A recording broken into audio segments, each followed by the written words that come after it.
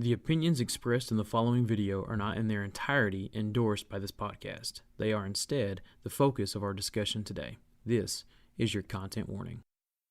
Dating, the word is not in the Bible. Like that word's not in the Bible. But the concept of what we call dating is honestly practicing divorce.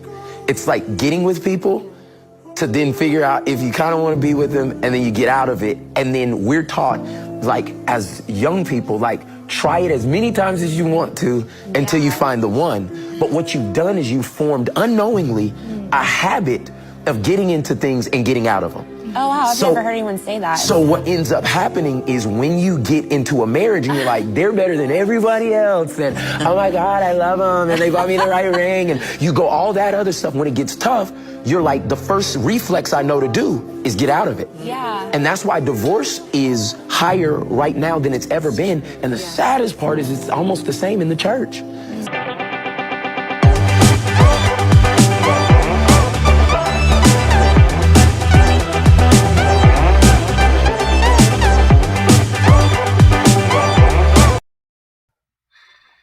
All right, Joshua, I feel like it's weird to put a parental advisory on a podcast called Content Warning, but I feel like we almost might have to do that, especially if at some point in this episode we say the sex word, which is going to be I don't really know, man. interesting. I hope it's one that parents are able to share with their kids.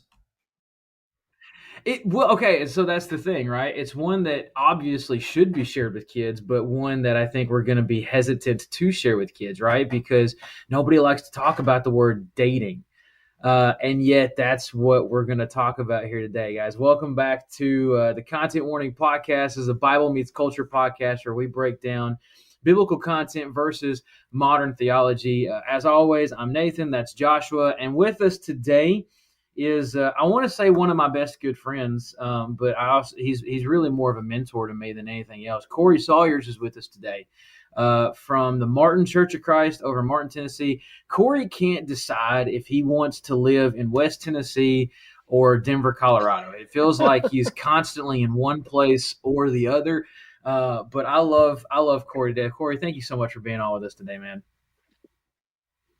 Thank you for having me. What I really wish is I could live in West Tennessee with Denver, Colorado weather. That would be the ultimate, That would be fantastic, wouldn't it?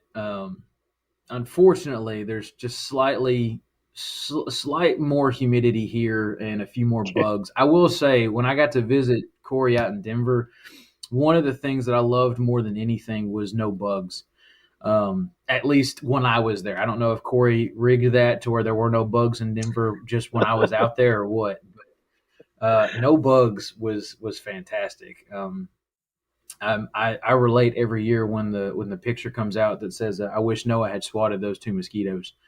That is how I feel wholeheartedly. But thank you for being on with us today. And guys, we've got a fun topic, but one that everybody definitely has their opinions on, more or less. So the video that you just watched or listened to is a guy named Michael Todd. Michael Todd is the lead pastor at a mega church out in Tulsa, Oklahoma. And the video that you watched is him discussing a book that he wrote called Relationship Goals. And this particular clip is a section of that book that he talks about that are the myths surrounding dating and how dating as we know it has kind of gotten a bad rap. In fact, he refers to it as practicing divorce. And Joshua, interestingly enough, this may be one of the videos that we agree with more of the content in it than less. Normally we pick these things apart, but I think he says some good stuff here. Now, again, there are a couple of things that I think he might have missed the point on. For example, there toward the tail end of the video, he talks about how the divorce rate right now is higher than it's ever been, which if you go and you look at places like Barna Group is actually not the case. The divorce rate is plummeting. But the correlation of that is that the marriage rate is plummeting as well. You're seeing less and less couples getting married and therefore less and less couples getting a divorce. So I think that is interesting. But he paints this point of view or presents this point of view of dating being something that he refers to as practicing divorce. What do you think about that? I think there's something to that, I like what he says about, you get in a relationship that is by nature a romantic relationship, and then if something doesn't work or you have differences of opinion, end the relationship. I mean, I'm sure all of us have probably dated before we were married our fair share of young ladies, and there are reasons why those didn't work out. Some of them are pretty substantial reasons for most of us, probably. Others may not be that substantial. I think of I think of times when I was in like junior high, and you have your girlfriend or whatever, and then you break up because you Right. thought another girl was cute and you wanted to try to pursue her. So some of those are substantial, some of them are not. I also think that this guy says certain things for the sake of being like profoundly earth shattering. And it's not necessarily that what he says is wrong. It's just the force of what he says. And so Yeah. we need to take that into consideration too. Um, I think what we're going to find in this podcast is that we're all in agreement that dating needs to be fixed to some degree, like how you find your spouse. Maybe the way we Yeah. do it isn't entirely the greatest. What the answer to that is, though, I have absolutely no idea other than using the biblical parameters that we have to try to find that. Right. Well, and he makes a good point, right? And Corey, I'll ask you about this too, because Corey made a good point when I was kind of talking with him about leading into this. Is he makes the comment that dating is not a biblical term, and Corey made the comment to me that dating isn't a biblical word in the same thing. Dating is not biblical, not because it's wrong, but it's not biblical in the same way that airplanes are not biblical, right? It just wasn't a thing. Yeah, back in the day, you saw more arranged marriages. You saw a lot of protectiveness for the daughters, and so it was just a totally different time and place. The idea of dating is kind of there, not so much like what we would define as dating, but you look at like Esther and you can which really bad things going on there, that we would certainly disagree with. Ruth, the Song of Songs, there's some ideas that are there about dating, but you know, there's also so much difference in the culture. There's some principle. We do on Friday nights. Friday nights on the last Sunday night of every month at Martin, we do kind of our version of question answer nights. In November, I pass out cards that say I've always wondered about, and then I put them together, and the top 12 are the ones that we cover. And that way I can say something like, I can introduce the topic and say, I don't like to talk about dating, but you asked for it. And that's the name of the series, is You Asked For It. So I always begin those by saying, there's questions that I can say, definitely here's the answer because the Bible says so. And then there's questions that I can't answer because the Bible doesn't definitely say so. And then there's questions that I can say, I can answer it based on some biblical principles. It may not be specifically addressed, but there's some principles that can be involved. And I think on those last two categories, we've really got to show some grace and mercy with each other because we're talking about opinions when we get into those subjects. And while maybe wisdom would relate to some of those things, but you can't really say thus saith the Lord about some of those things. So when you get into parenting and child rearing, especially, I think you mentioned it being a touchy subject because of sex, but also because, that's one of those things that if I try to tell you how to raise your kids, you're going to say, well, that's not your business, and outside of raising them up in the nurture and admonition of the Lord, there needs to be some leeway that we give each other instead of, going to the extreme of this is the way that it must be done if you're a follower of Jesus, or you cannot do this if you're a follower of Jesus. But I do think that it's wise for us to have, you mentioned mentorship. Discipleship is something, the term we don't use very often in the church, unfortunately, but I think we're wise to try to, we're at the age where two of our three boys are dating, and we've tried to surround ourselves with, I look at young people like yourself that, I think are good and godly young men that I've seen. And then I like to pick the brains of their parents. Like, what did you do? And basically the advice that I've been given more than anything else is you just do the best you can and pray a whole lot about it. Yeah. Yeah, for sure. And so that's just one of those things that continues to come up. And so I'll be the, I guess, the first one to kind of not take a shot. That seems like the wrong term. But one of the things that I didn't like about the way that he phrased this is when you talk about like this idea of pricing divorce, to me, he made this seem like it's a much more intentional thing than I think it really is, right? He made this seem like this is something that we're practicing so that when we get married, we know how to get out of a relationship and this, that, and the other. And I don't think that's the case. And that may not be the idea that he meant, because I do think it's actually more dangerous if it's a subconscious thing as opposed to something that we do intentionally. It just seemed kind of cynical to me in that sense.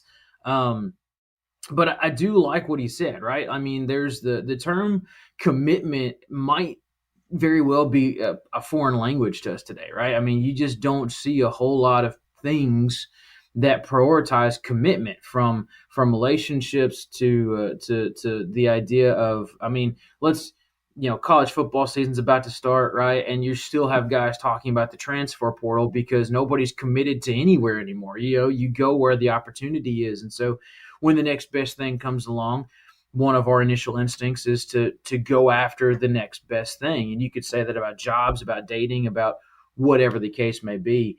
I do like what he says. If I can't remember if this is part of the clip or not, because I've watched, so full disclosure, I've watched the full interview. We're not going to put it here because it's like 2 hours long of him talking about this book, but he does hint at that and he clarifies, not that the idea of dating is wrong, right? There's nothing scripturally against dating, but there has to be, in his opinion, dating, what he calls intentional dating, right? Dating with a purpose, understanding what it is, because I do think that there is some merit in what we refer to as dating, not in an overly serious way, but the idea of understanding and trying to figure out what personalities you match with.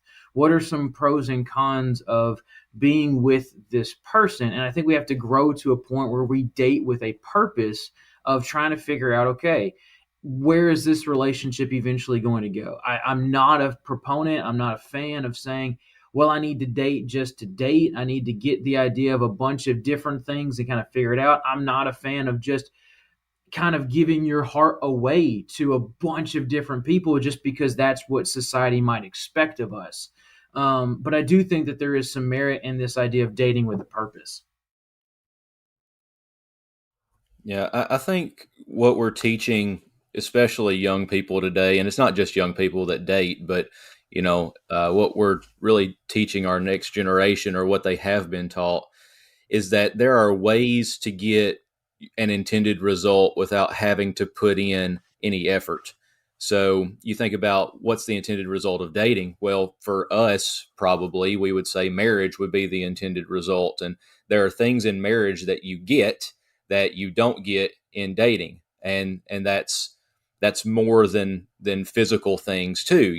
There are just certain things in marriage that happen that doesn't necessarily happen in dating. And you look at what's happening in our world today with people who have relationships. They're engaging in certain activities, whether physical or otherwise, and with multiple people all at the same time. And they're like, well, I'm not in a relationship with any of these people, but I'm getting the results of a relationship out of it. And I think that's really problematic, because it goes back to that commitment thing. I mean, Nathan, you and I come from a background where we've worked in the auction business. Your dad is an auctioneer, and you've worked in the auction business. Right. I do auction stuff. My dad's an auctioneer too, and we sell antiques a lot.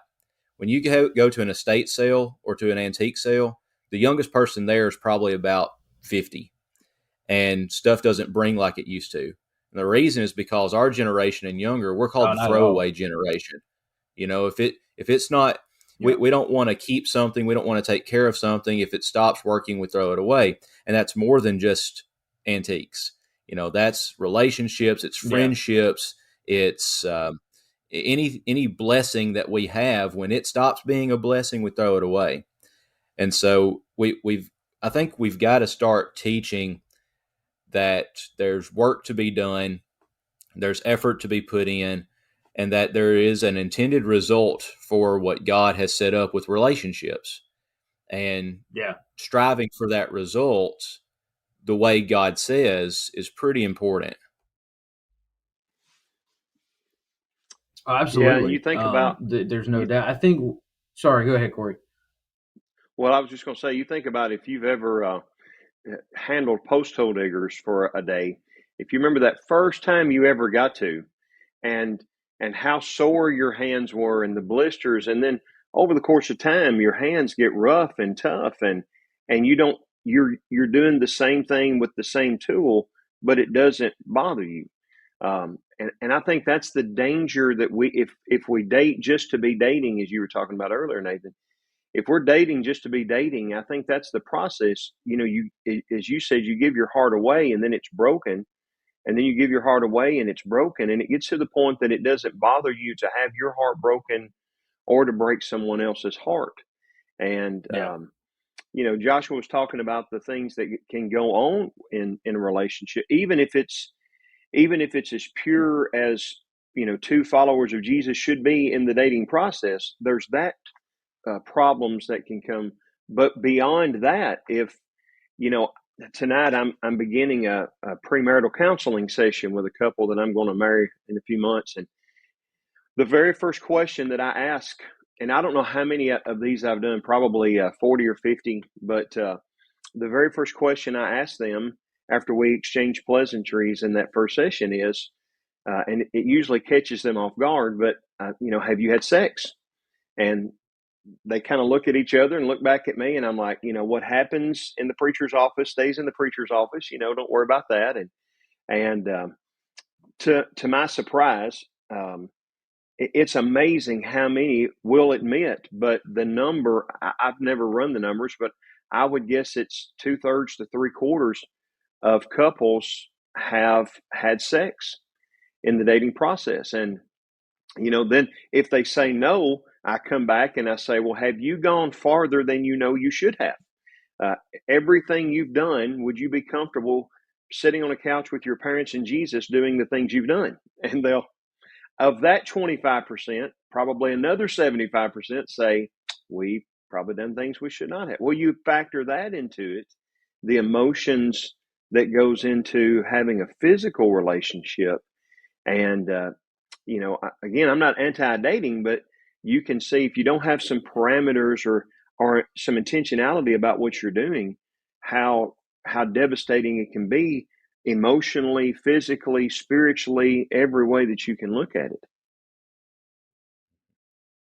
Yeah, absolutely.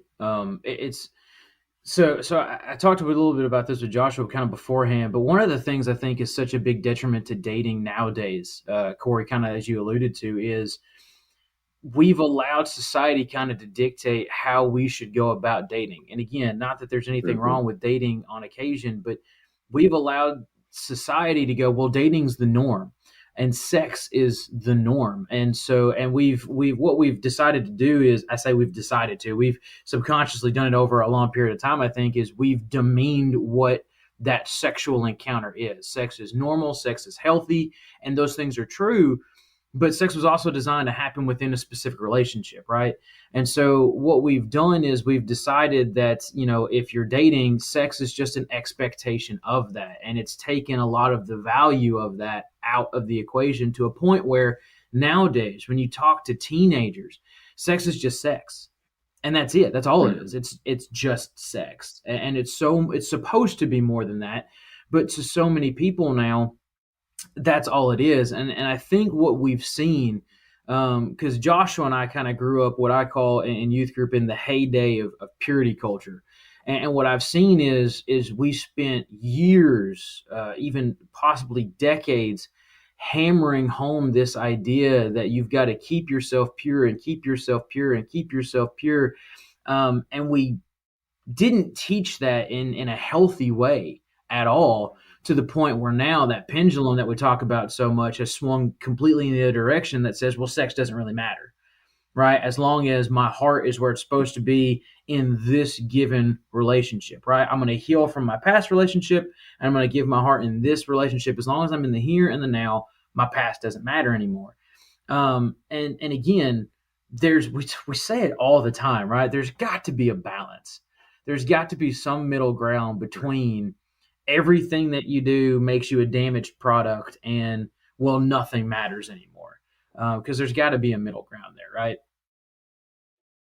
Yeah, I think I see this a lot. Corey was talking earlier about doing premarital counseling. I absolutely despise weddings.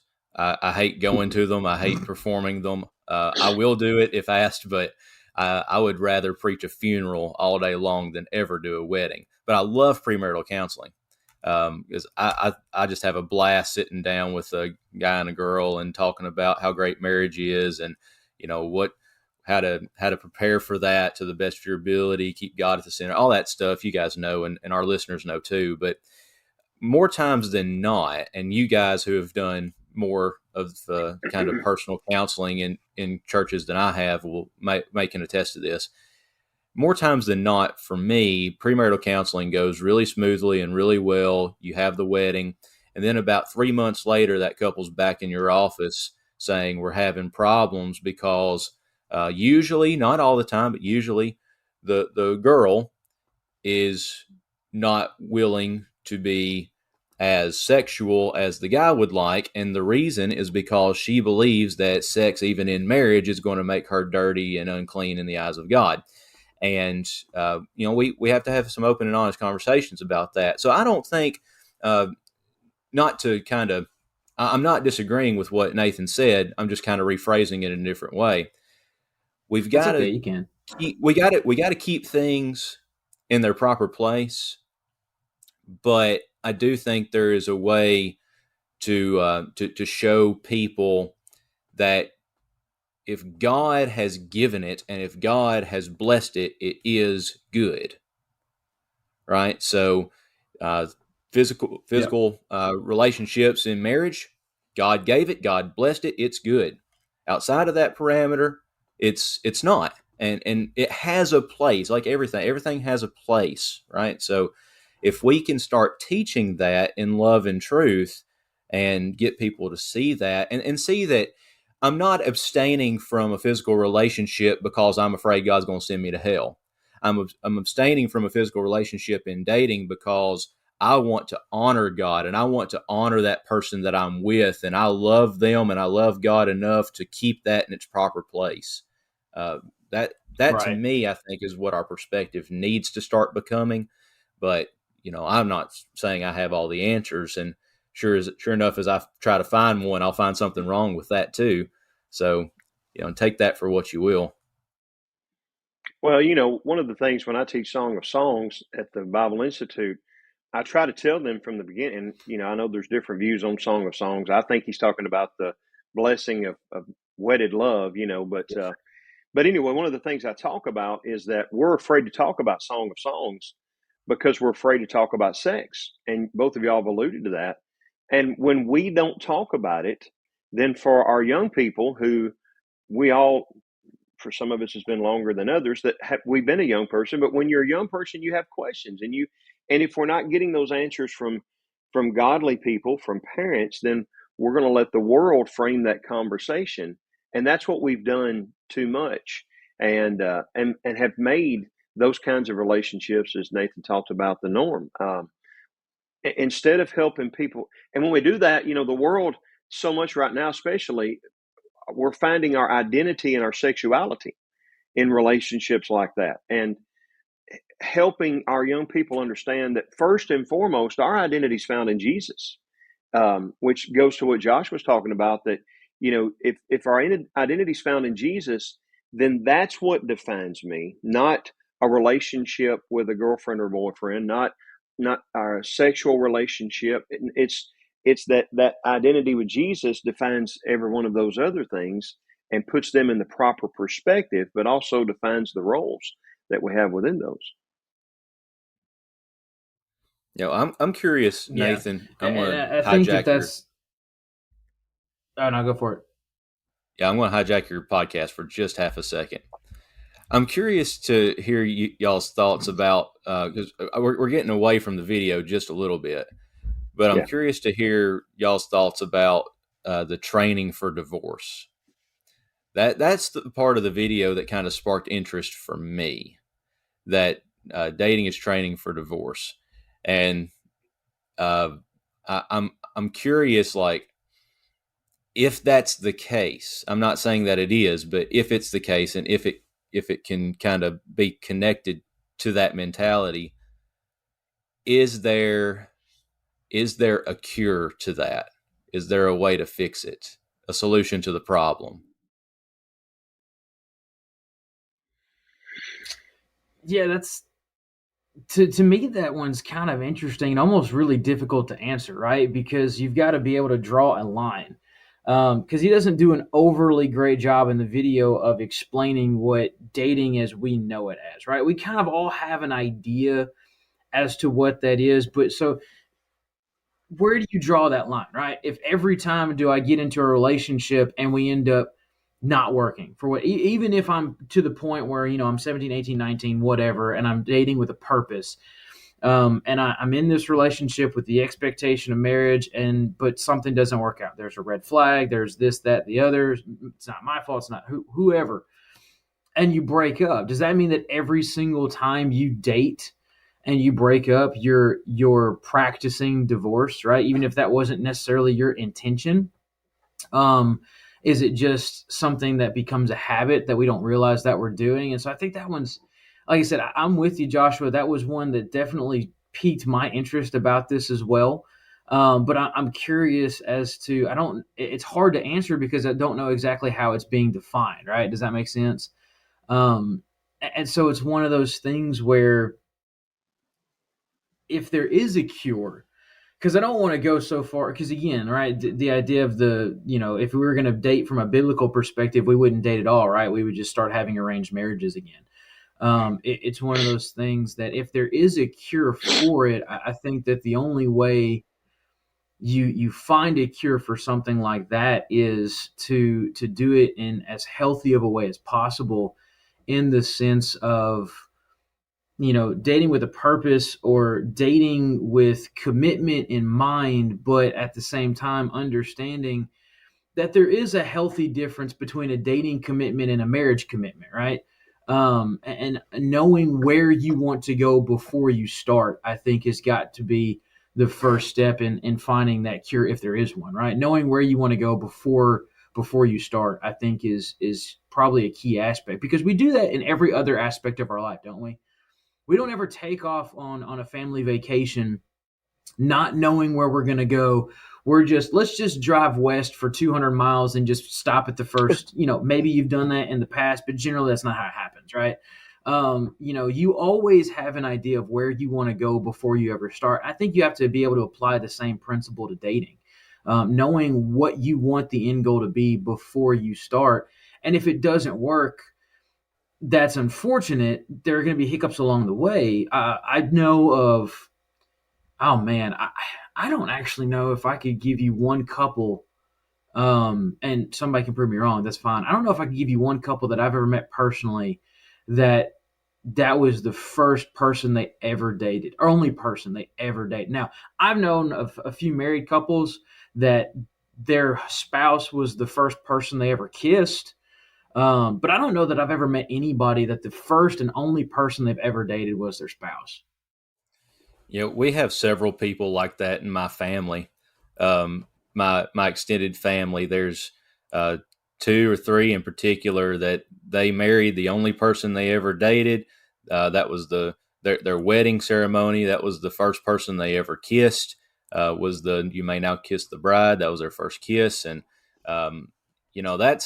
that's kind of interesting. Of course, this extended family, they come from a denominational background, and not that has anything terribly to do with the dating process, but there's also something to be said for this kind of that kind of the opposite end of what the world's telling everybody. The world's telling everybody on one extreme, you can go out and be, your sexuality defines you, just do whatever feels good and have no consequences with anything. And then the other extreme from mainstream Christianity is, well, God's going to tell you who's going to be your wife. Like, Freed Hardeman just started, and Faulkner just started yesterday, and for college. And you know how many freshmen are there wanting God to tell them this is your wife or this is your husband? And I mean, I know we joke about it with Christian universities, but it's true. I mean, it's real. And then you get somebody like me who graduated single, and you're like, well, I guess God doesn't have anyone. Yeah. Then you find out a couple of years later that was wrong. Failure. But there's with people, there are a couple of extremes there, though. Like, God's going to literally come down in a heavenly cloud, and your spouse is falling from heaven in a golden parachute. And then there's the other extreme that's like, no, there's no plan. There's no need for any of this. Just go out and do whatever you want. Yeah. So I have a question for both of y'all, really, because I'm curious to see this, because I think I agree with you, Joshua. I guess the question that I become is, so we can say all of this, right? And in theory, it all sounds great, right? Well, yeah, this is what it should be. Yeah, this is what it should be. Is it, though, in today's society, a realistic expectation to date or to view commitment in the light that we've kind of talked about it? And I'm not saying it shouldn't. I'm not saying it shouldn't or should be, right? I think we can all agree that it should be a realistic expectation. But is it a realistic expectation in today's culture to have kids grow up with this mindset of dating? And if it is, if it is or isn't, how do we combat that, or how do we encourage that? Yeah, I'll let Corey go first. I guess I can put that one on. Yeah, so I can put that one on Corey, since he's the one that's got kids that are dating. So, yeah. It's not in theory in the Sawyer's household. It's the reality of what we're dealing with. And let me begin by saying, I'm sure that my 20-year-old son and my 17-year-old son want nothing more than for their dad to be talking about their dating life on a podcast that's going out throughout the world. So I'll apologize in advance for that. I'll also say that Melody and I, by the way, Melody did come down from heaven with a golden parachute. So, but anyway, I was the lucky one. Melody and I do not have all the answers for sure, but we've tried to be intentional and pray about. I mean, for example, when Garrett was born, my oldest son, I began praying for whoever's raising his future wife. I don't know who that's going to be. The Lord knows. Things like that. Prayer isn't, of course, that's a whole nother podcast, but prayer is not to inform God of anything, but it's to remind us of things. And I think the first step is you've got to have parenting. Teens to date doesn't begin when they turn 15 or 13 or 17 or whatever. It begins when they're an infant, and you're building a relationship to where they understand that they may not agree with the rules that I put in place, but they trust me, and they know that whatever I'm doing is, even if I'm making a mistake, they know that I'm doing it because I love them. Okay. And my boys, Nathan knows this, my boys have way outgrown me. They're way bigger than I am. And people all the time will say, well, you better watch out or they'll be whooping you. And I'll say, no, they wouldn't. And it's not because they couldn't. It's just they're that respectful. And so you have to start there. One of the things that we try to encourage our boys, and we've got a 12-year-old that we're still preparing for that process, is just have friends. If you want to do some group kind of things or whatever, do some group kind of things. And we really didn't let them start dating per se until they were 16, and hopefully had a little bit more of a focus on what they were doing. We've tried to talk to them about the danger of giving your heart away and having it broken and that type of thing. And while we understand that every girl you date may not be a spouse one day, that ought to be the focus, is that you don't have a girlfriend or boyfriend just to have a girlfriend or boyfriend. For my boys, if you're going to have a girlfriend, it's because this is a person that I can see being a godly mate for me one day. And so a couple of things we have them do is we have them go and talk to the father of the girl and ask for his permission to date.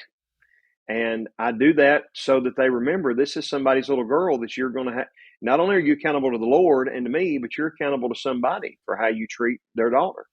And then I always tell them the first thing you need to do is pray with them. And, that sets a tone for that relationship as well. And we try to encourage them to, in the dating process, have some accountability, to be in public places, to go with people, not to put themselves in a position where they're alone in a secluded place where temptations can arise.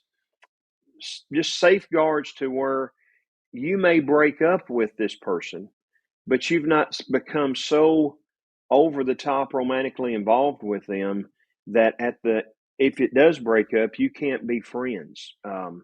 And that's we speed into being really quick about holding hands, and then that becomes boring, and then really quick about kissing, and that becomes boring, and then the next step, and that becomes boring. And so just take things slow and enjoy the friendship and enjoy the getting to know each other, but do it in a way that there's some accountability and some intentionality about it. Now, is all that going to work? We can do a podcast in 35 years and see if they're still married, I guess, and see if it worked or not. But, as y'all know, so much of parenting is just, like I said earlier, you do the best you can and pray a lot. So, but that's some of the kind of things we've tried to do to help them see, not to let, as you talked about earlier, Nathan, let the world define what's normal and what's not. Because I think anybody in fact, we've had some young ladies, we try to take them out to eat and have a double date, which they love, by the way, double dating their mom and dad. But we have an intentional conversation about, what's, what we expect of them and the rules and that kind of thing. And I know a lot of people hear those and they look at us like, we've just stepped away from Amish and bought our first vehicle, and so, but it's because we're trying to be intentional and help them see the purpose of what they're doing, but also not put themselves in bad positions, either through sins that could be committed or even just, breaking hearts and having their hearts broken to an extent that it doesn't affect them.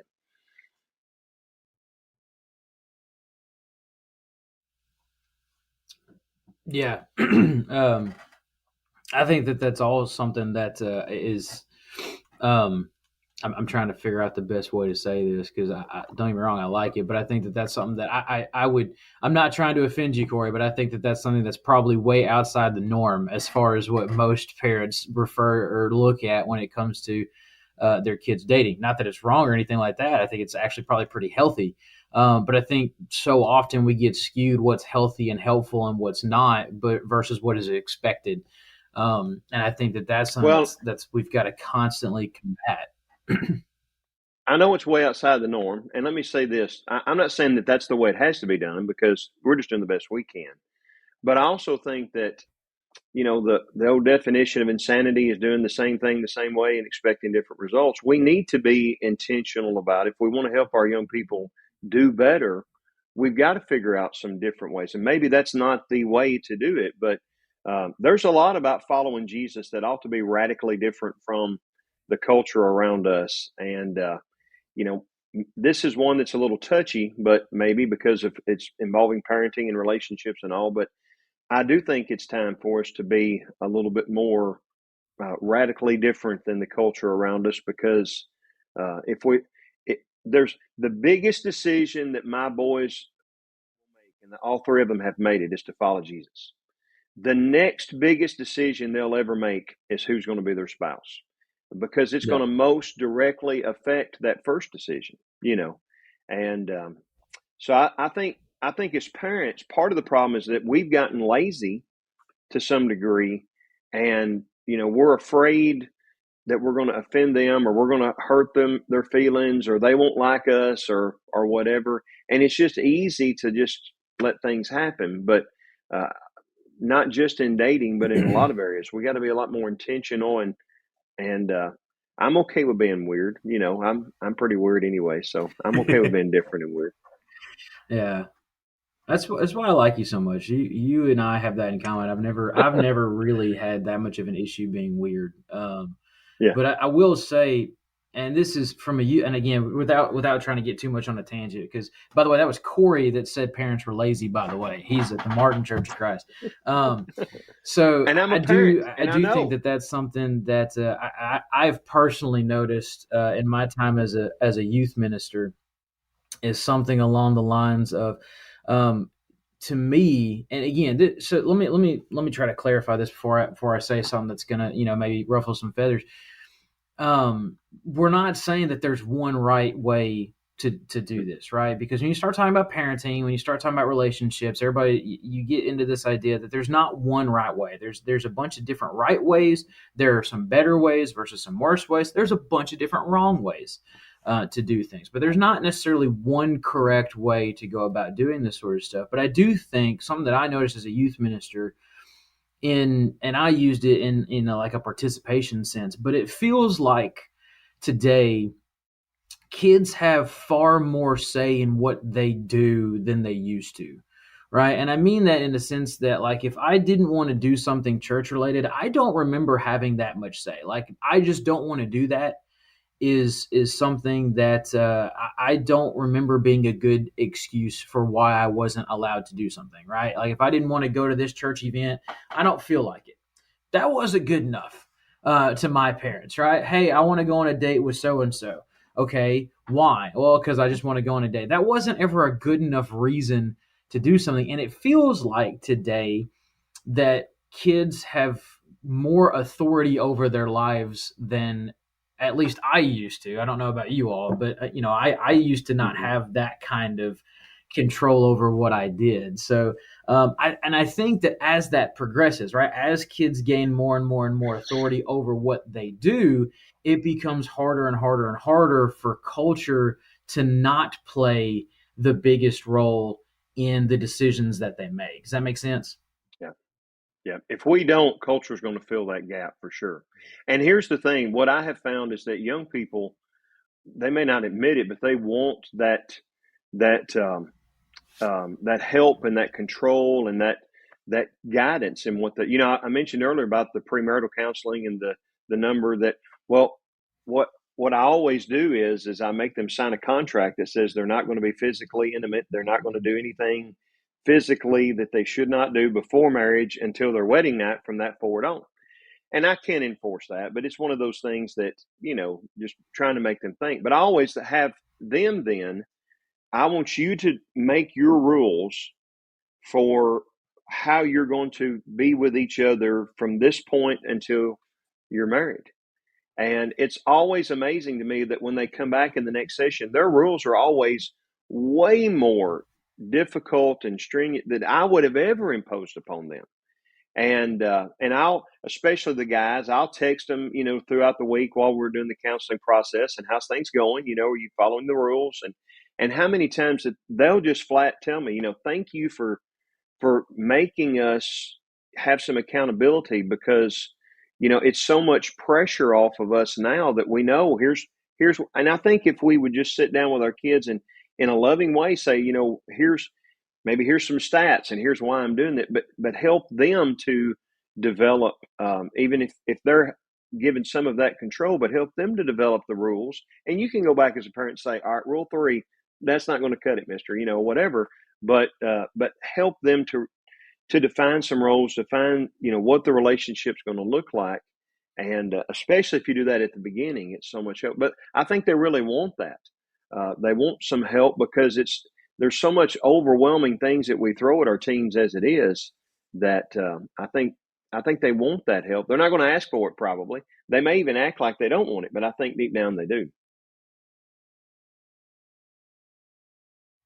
Yeah, I agree. And one of the things that I think, at least I think we'd be doing a disservice if we didn't bring this up, is that these are principles that are good. So we've been talking about this a lot in the context of like teenagers, right?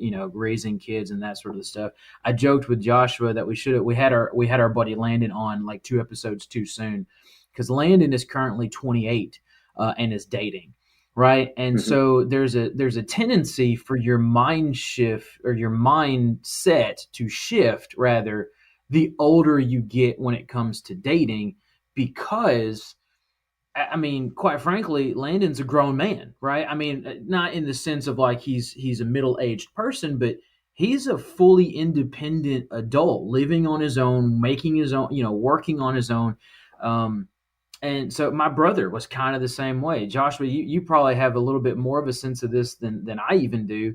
But my brother graduated college before, and he's just now engaged, right? He's been living on his own, working on his own.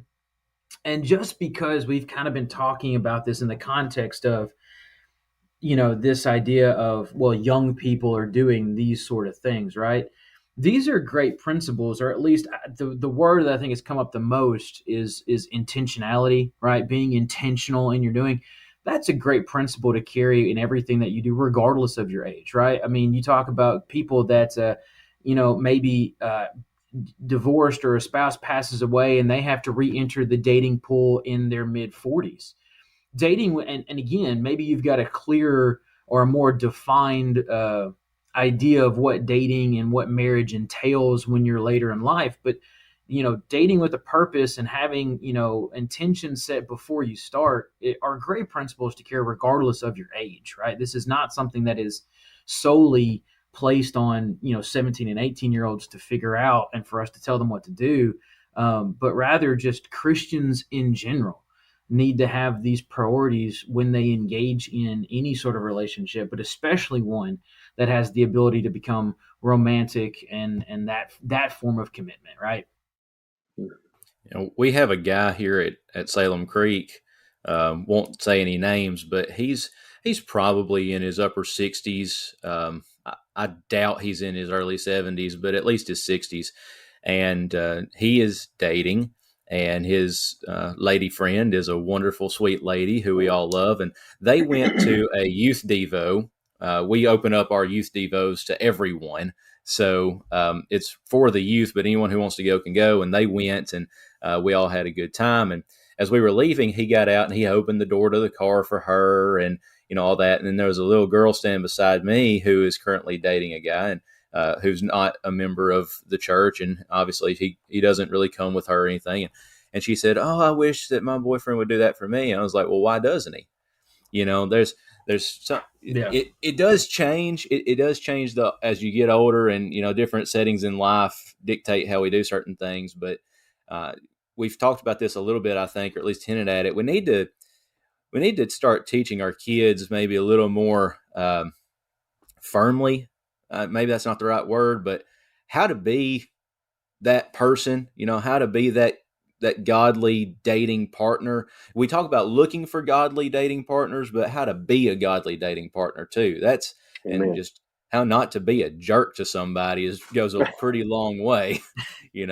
I think something else too, and I may be getting us on a different track here just for a minute, but I think something else too is we've talked about culture so much, and culture, even church culture, kind of says if you're not married by the time you're in your mid 20s, then you're just awful. There's must be something wrong with you. But as I read the Bible, there's a lot to be said for singleness too. And that may be, absolutely. I don't know if calling is the right word, but that may be the thing on your life that you need to embrace. And people say, well, I'm looking, I'm not finding anybody. Okay, there's a difference between someone who is actively looking for a godly person and then not finding it. I don't know that singleness is necessarily the answer to that particular person, but I'm sure we all know people who they're in their mid-30s, they have absolutely no desire to get married or have children, and society and church keeps telling them, no, you need to do this. Like, well, there's a place for single people in the kingdom of God, and it is, as I read 1 Corinthians 7, it's a higher place than it is for married people. So singleness isn't a bad thing. No, as ironically, anytime I do a series at all, whether teaching or preaching about marriage in general, the very first lesson is always the blessedness of being single, because that is put on, Paul especially puts it on such a high pedestal. The idea of being able to have the self-control to be single. And I like A I said, spiritual gift, he again, called that's it. one of those things. It is. Everybody's single before they're married. Yeah. Well, Sorry, if Corey, I what were you could going to say, Corey? I was going to say that's right. There's a guy that he's 30 years older than me, but he was very successful in business, very successful in agriculture, has lived in a single wide trailer his whole life, because he's fine with that. And he will use, because he's been very well blessed by, his career and whatnot by the Lord. But there's no telling how many missionaries and preachers and whatnot that he supported and helped, and benevolent work. And so there is that. The other side of the coin, maybe that I probably shouldn't be introducing new material since I'm just a guest, but you said something a while ago about being a jerk and the guy opening up the door and all that. And it made me think about the practicing for divorce kind of thing. One of the things that probably we ought to think about as married men, are we treating our spouse the same way that we did when we were dating? Are we Yes. still opening the door? Are we still pulling out the chair? Are we still sending her flowers and writing her poems and those kinds of things? And if not only should we date with the intentionality of thinking about marriage, but we ought to focus on marriage like we did when we were dating, and focus on our spouse and treat them like they've just floated down from heaven on a golden parachute, And if we did more of that, then on both sides of the coin, it would help a lot with how secure. Now, we preach marriage, divorce, remarriage is the fact that it's one man, one woman for life, period. And we make it sound like all God wants is for us just not to be divorced. That's not what God intends for marriage. He intends for it to be a blessing to both, and for it to be a joy for us. And he expects it to resemble the relationship between Christ and the church. And how many of our marriages really do that? That the way we parent shows the way that God the Father loves us and treats us. And so if we brought some of those dating principles into the marriage, it would help a lot too. Yes, absolutely. Yeah. One of the things I was actually at a lectureship. I think it was actually at Bear Valley. I was actually at a lectureship. I was listening to that, and Corey, I kind of agree with you. When we talk about the whole marriage, divorce, and remarriage concept, it's always, to me anyway, I've always heard it generally framed in what is the acceptable ramifications for a divorce, right? That's always how that question is phrased. And yet every text that you go to, speaking of divorce, we kind of gloss over the fact that when Jesus talked about it and when Paul talked about it, the first 4 options that he lists are stay married or reconcile, or if you can work through these things, that's more beneficial. And we always want to view it as what allows me, quote unquote, to get a divorce. And again, I think it all goes back to the idea that, marriage is a blessing and it's supposed to be a blessing. But, kind of going back to how we started this, being single is not a disease either. It's one of those things that there's ways to live a fulfilled Christian life in both of those realms. And I think sometimes we miss that because we're so focused on this idea of dating and marriage and so on and so forth, that there's nothing wrong with being single. And again, we could hammer this, for another hour if we wanted to, but that kind of goes back to the idea of culture. If you're in your mid-30s and you're single, there's something wrong with you. You're damaged. You've got baggage. There's something going on there that doesn't allow you to be a quote unquote acceptable spouse. And again, I'll be totally honest with you. We've joked about it in our friend group for years. Again, God forbid something terrible were to happen, but Joshua and I think have both agreed I'd be scared to death to try to date again, in today's culture.